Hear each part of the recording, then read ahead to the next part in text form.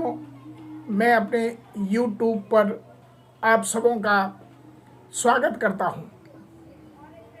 आशा ही नहीं वरन विश्वास है कि आप लोग आईटी रिटर्न फाइल कर चुके होंगे। वैसे एक दिन और बचा है, कल जबकि आप आईटी रिटर्न फाइल कर सकते हैं। वैसे तो आप जानते ही हैं कि आईटी रिटर्न फाइल करना कितना महत्वपूर्ण है, क्योंकि आईटी अधिनियम के तहत आईटी रिटर्न जिन्हें फाइल करना है उनको बहुत सारी फायदा मिलता है। पहला तो ये कि आईटी रिटर्न एक कानूनी दस्तावेज है जो आपको बराबर साथ रहने से कभी भी आवश्यकता पड़ने पर उसका आप उपयोग कर सकते हैं। आईटी रिटर्न अगर आपके पास है तो विदेश यात्रा के लिए वीज़ा मिलने में आपको आसानी होती है। यह एक आय का प्रमाण पत्र होता है और अगर आपको बैंक से लोन लेना है तो वैसी स्थिति में 3 साल का आईटी रिटर्न देखकर आपकी पात्रता बैंक तय करती है और यह दर्शाता है कि आईटी रिटर्न आप फाइल कर रहे हैं तो आपके पास क्या आमदनी है, ये पता चलता है। आजकल प्रचलन है कि हम बीमा करवाते हैं और बीमा की राशि कितनी होनी चाहिए इसको भी तय करने के लिए आईटी रिटर्न सहायक होता है। आईटी रिटर्न के आधार पर ही ये तय किया जाता है कि अधिकतम ये चिकित्सा बीमा जो है आपको दिया जा सकता है। इसके लिए आईटी रिटर्न जरूरी है।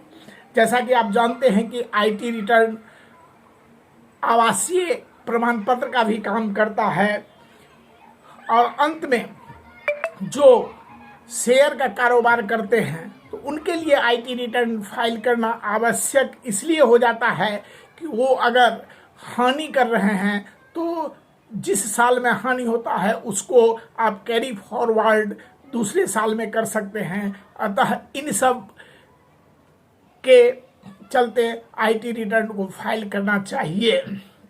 अब आईटी रिटर्न जब हम फाइल करते हैं तो किसको करना ही चाहिए? पहला तो ये जिसका आमदनी में से आईटी कटने से अधिक का है उसे आईटी रिटर्न फाइल करना ही चाहिए। अगर किसी भी व्यक्ति का एसेट्स विदेश में है तो उसे आईटी रिटर्न फाइल करना चाहिए। किसी भी व्यक्ति का बिजली बिल अगर 1 लाख रुपया से अधिक सालाना है तो उसको आईटी रिटर्न फाइल करना ही चाहिए।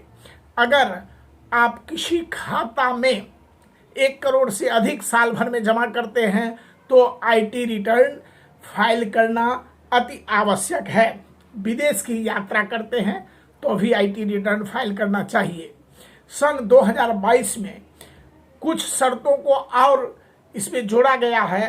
वो शर्त हैं, पहला कि पिछले वर्ष के दौरान व्यापार में कुल बिक्री या प्राप्तियां 60 लाख से अधिक है तो आईटी रिटर्न फाइल करना पड़ेगा।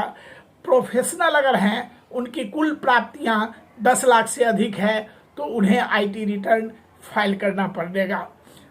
टीडीएस अगर 25,000 से अधिक साल भर में कटता है तो उसे आईटी रिटर्न फाइल करना ही पड़ेगा। लेकिन जो वरिष्ठ नागरिक है, सीनियर सिटीजन है, अगर उनका टीडीएस 50,000 से अधिक कटता है तो उन्हें आईटी रिटर्न फाइल करना ही होगा।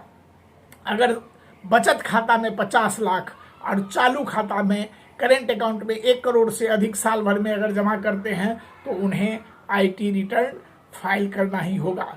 मैं आप सबों से आग्रह करता हूं कि आप आईटी के नियमों को देखते हुए निश्चित रूप से अपना रिटर्न फाइल करें। और अभी तक ये सूचना नहीं मिली है कि कल के डेट को बढ़ाया जाएगा। ऐसी स्थिति में कल आप निश्चित रूप से अपना रिटर्न फाइल कर दें ताकि किसी भी तरह के पेनल्टी में आप न पड़े।